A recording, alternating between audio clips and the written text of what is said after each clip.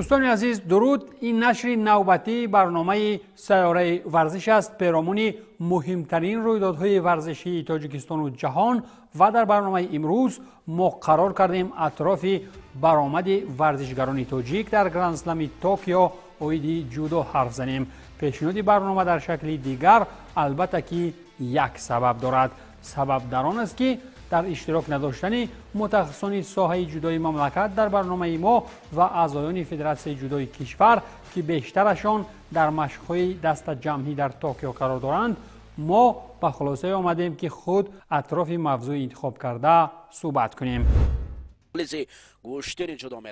چطور همگان شاهدند در گرند اسلم توکیو جودو که سرآغاز ماه دکامبر سال سپری در شهر توکیو ژاپن جریان گرفت، کشور ما را 10 ورزشگر از جمله محمد صالح قوتوف در وزن تا 60 کیلوگرم، مهرزاد صوفی وزن تا 60 کیلوگرم، امام علی نورعلی وزن 66 کیلوگرم، عابد جیبوف وزن تا 66 کیلوگرم، بهروز خواجه‌زاده وزن تا 73 کیلو، ابوبکر شیروف وزن تا 73 کیلو، سهمان محمد بیکوف وزن تا 81 کیلو، محمد جان عبدالجلیل زاده وزن تا 81 کیلوگرم، کامران شاهی اوستاپیریان وزن تا 90 کیلوگرم و امام رضا انورزاده وزن تا 100 کیلوگرم معرفگر بودند. با اطلاع سامانه رسمی فدراسیون بین‌المللی جودو در مسابقه گرند اسلم توکیو 506 جودوکار، 298 مرد و 208 زن از 84 دولتی دنیا شرکت نمودند. طبق نتیجه قرعه کشی سبقت‌های توکیو گرند اسلم 2023 روز 2 دکامبر قوه آزمایی‌ها در وزن‌های تا 52 کیلوگرم، تا 57 کیلوگرم، تا 70 کیلوگرم و جمعی 78 کیلوگرم میان بانوان و در وزن‌های تا 73 کیلوگرم، تا 81 کیلوگرم، تا 90 کیلوگرم میان مردان آغاز گردیده. روز 3 دکامبر مردها در وزن‌های تا 60 کیلو، تا 66 کیلو، تا 100 کیلو و جمعی 100 کیلو و بانوان در وزن‌های تا 48 کیلو، تا 63 کیلو و تا 78 کیلو با هم نیرو سنجیدند.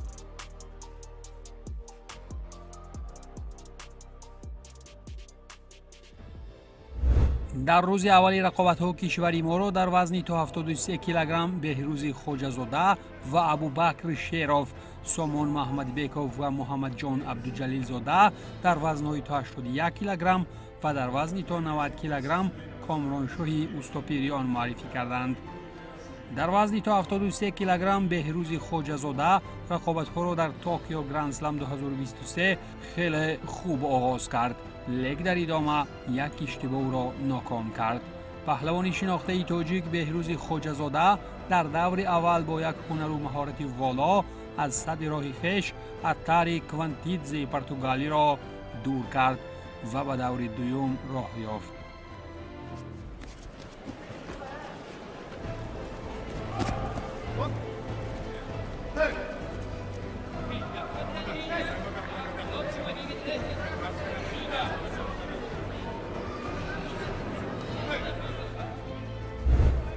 در دور دوم بهروز با یکی از جودوکاران موفق جهان لاشا شفدو تشریری گرجی گوشتین گرفت و سربلندانه موفق شد و همین طریق به دور 4 نهایی برآمد.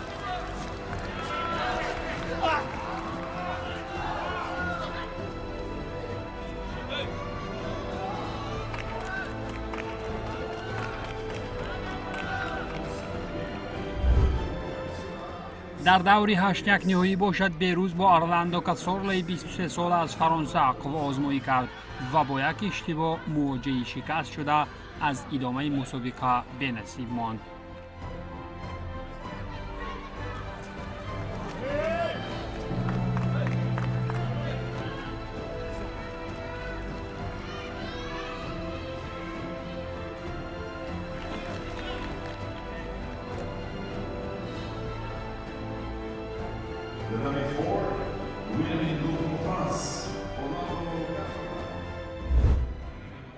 نماینده دیگری کشوری ما در این وزن ابوبکر شیروف در دور اولی رقابت‌های گرند اسلم توکیو 2023 مقابل ماسایوکی تراد از تایلند پیروز شد.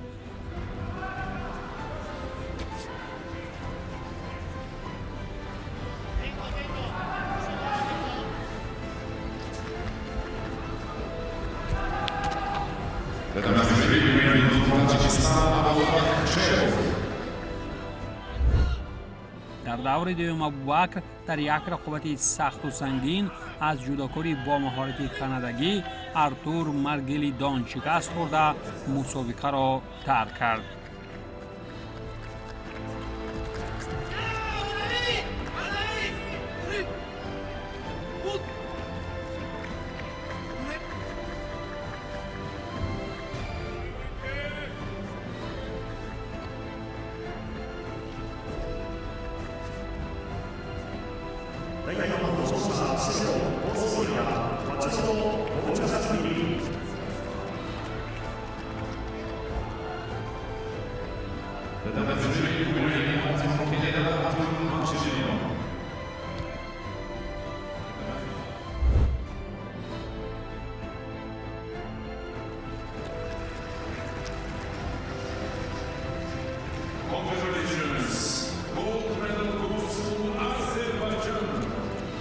قهرمانی وزنی مذکور باشد هدایت حیدروف از کشور آذربایجان گردید. او در رقابت فینالی وزنی تا 73 کیلو بر سایچی خشیموت ژاپنی ظفر یافت.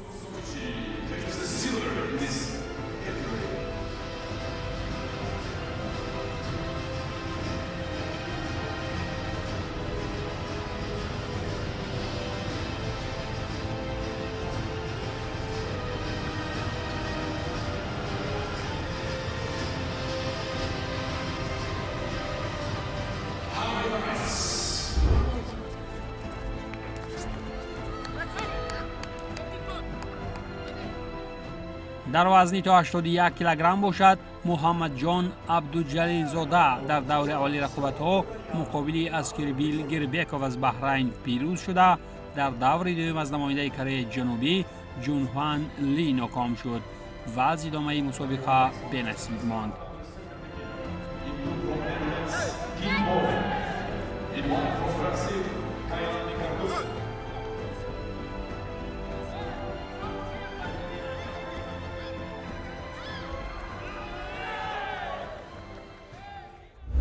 بعد سخنسری برآمد ورزشگران سبک وزن و ناکامی های ایشان در روز اولی رقابت های توکیو می‌سازد که به طور علاهیدگی اطراف برآمد پهلوان معروف کشور سامان محمدبکوف حرف زد که در قیاس با ورزشگران دیگر میهن برآمد نسبتاً موفق داشت و از مدال برنجی او را یک قدم دیگر جدا نمود.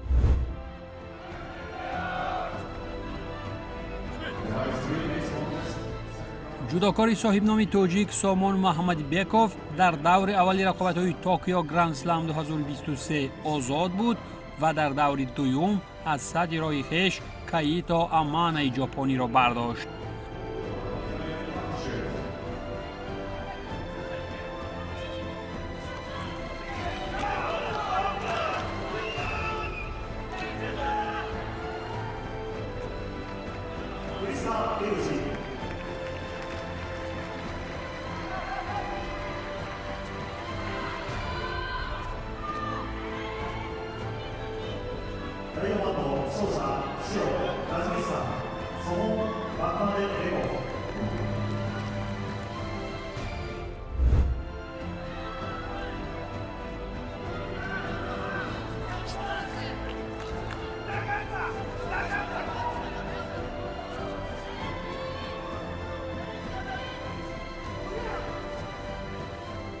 دور سوم رقابت‌ها در توکیو سامان را با وچید برچشویلی گرجیتبار از کشور آوستریا روبرو نمود و در این مبارزه نیز ورزشکاری تاجیک زور برآمد.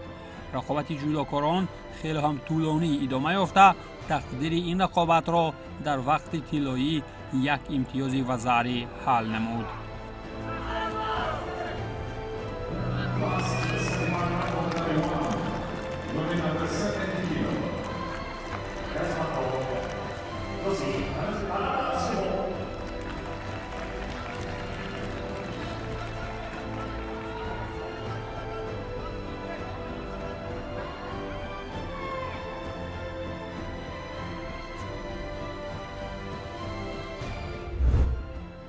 سلسله پیروزی‌های پهلوان شناخته کشور سامان محمدبکوف در دور چهارم نهایی نیز ادامه یافته این مورد در یک رقابت سخت و سنگین در وقت طلایی مقابل ورزشگری روسیایی داوید کاراپتیان از تیم بی‌طرف ظفر یافته به دور نیمه نهایی برآمد، ولی سه آگاهی سامان محمد بیکوف در دور نیمه نهایی وقتی مبارزه ضد ماتیاس کاسی بلژیوی او را از حق اشتراک در رقابت فینالی محروم کرد.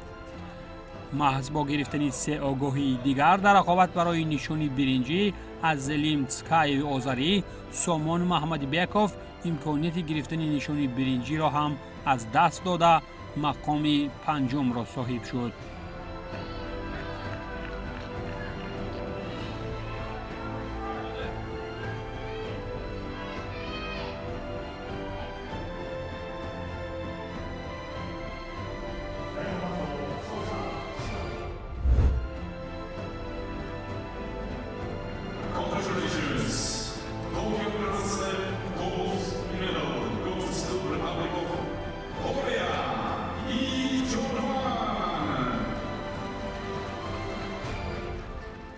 قهرمانی وزنی تا 81 کیلوگرم باشد لی جونهوان از کره جنوبی گردید.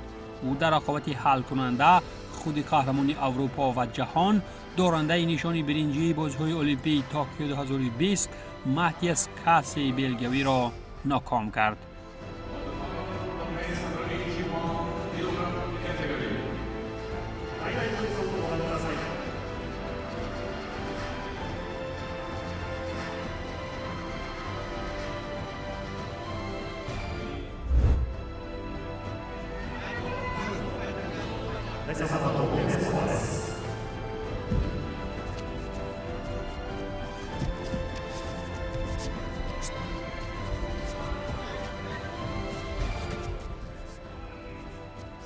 بر زمین در روز اول رقابت‌های گرند اسلامی توکیو پهلوان دیگری تاجیک کامران شاهی اوستاپیریان در وزن تا 90 کیلوگرم با غلبه مسابقه توکیو گرند اسلام را آغاز کرد، لیکن در ادامه ناکام شد.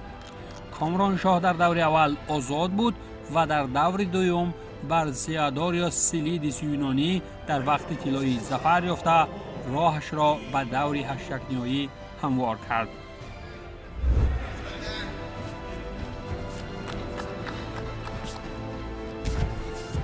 مبارزه در دور هشتگ نهایی توکیو گرند اسلام برای کامران شاه با ناکامی پس سر شد. او در یک رقابت سخت و سنگین از ورزشگری انفرادی تیم بی‌طرف میخائیل ایگولنیکوف با 3 شیدا مغلوب شده مسابقه را ترک کرد.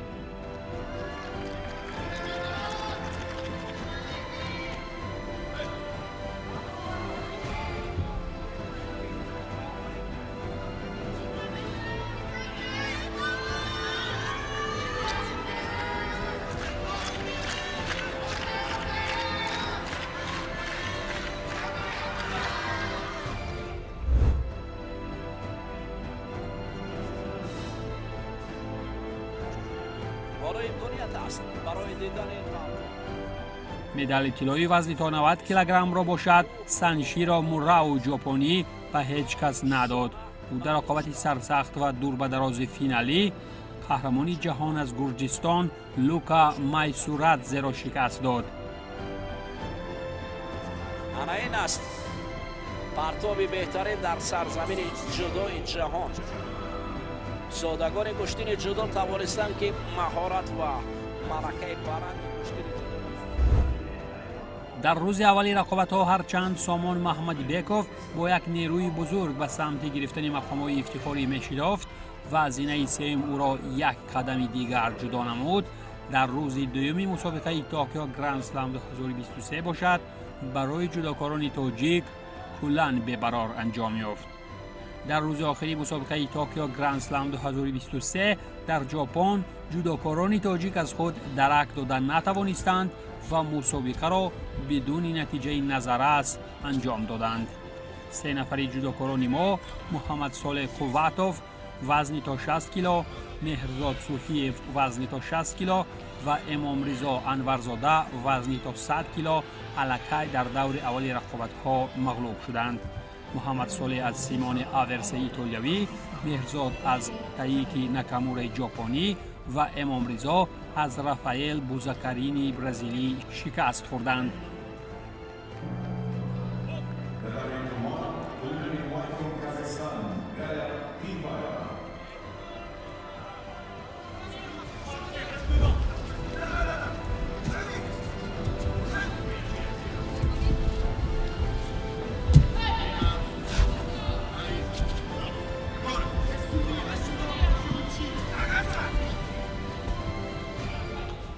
دو ورزشگری دیگر باشند رقابت‌ها را اندک طولانی‌تر ادامه دادند. اوبیجیبوف وزنی تا 66 کیلو در دور اول توکیو گرند سلم مقابل فابیو بازیل ایتالیایی پیروز شده در دور دوم از دایکی بوبای فرانسوی ناکام شد. امام علی نورعلی وزنی تا 66 کیلوگرم باشد در دور اول بر کامران سلیمانوی آذری دست بالا شده در دور دوم گیورگیوس بالارجیشویلی کیپری را از سر راهش دور کرد. در دور سوم امام علی از نماینده اسپانیا دیوید گارسیا تورنه مغلوب شده مسابقه را ترک کرد. همین طریق امام علی نورعلی از میان جودوکاران تاجیک در روز آخری رقابت‌ها از همه نتیجه بهتر را نشان داد.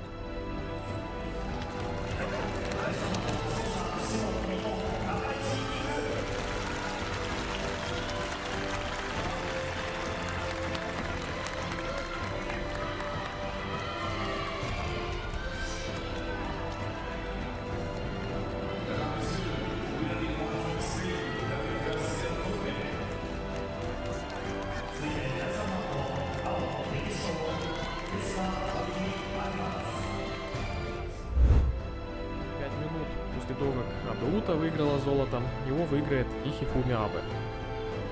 Уникальная история, конечно, двух чемпионов, брата и сестры. Отец может ими гордиться. В финале боролся Хифуми против фаворита Йондон Перенли. И вот так вот быстро, за минуту 10 секунд, Хифуми Абе бросает броском задней подножки. Йондон Перенли становится чемпионом токийского шлема. Очень уверенно, хладнокровно, на одном дыхании. اگر اطراف قهرمانی وزنی تا 66 کیلو حرف زنیم در این وزن خیفومی آبه ژاپنی باز هم هیچ کسی را به قول گپزنی نماند. او در رقابت بهر نشان طلا باسخوهو یوندون پرنلی مغول را مغلوب نمود. در آمد گپ خواهرش اوتا آبه هم با انجام سبقت‌ها با مدال طلا در گردن سر بلندانه به سمت خانه شتافت. اوتا آبه باشد در فینال وزنی تا 52 کیلو میان بانوان حریف فرانسویش استرید گنتو را ناکام کرد. این هم یک دوبل نوبتی طلایی این عائله شهرتمند ژاپنی می باشد. Татами вышел уже и Абе Хифуми. Но сейчас мы посмотрим на то, как Хифуми Абе боролся.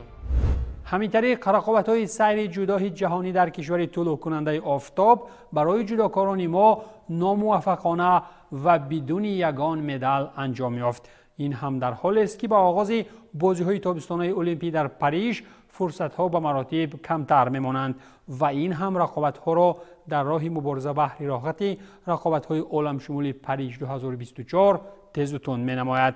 در این راستا به جودوکاران کشور در راه گرفتن مقام‌های افتخاری و سرجم نمودن خال‌های هرچی بیشتر در راه پیراهی سفر به پاریژ کامیابی‌ها را تمنا داریم. این بود پایان برنامه سیاره ورزش. تنسیت و پیروز باشید.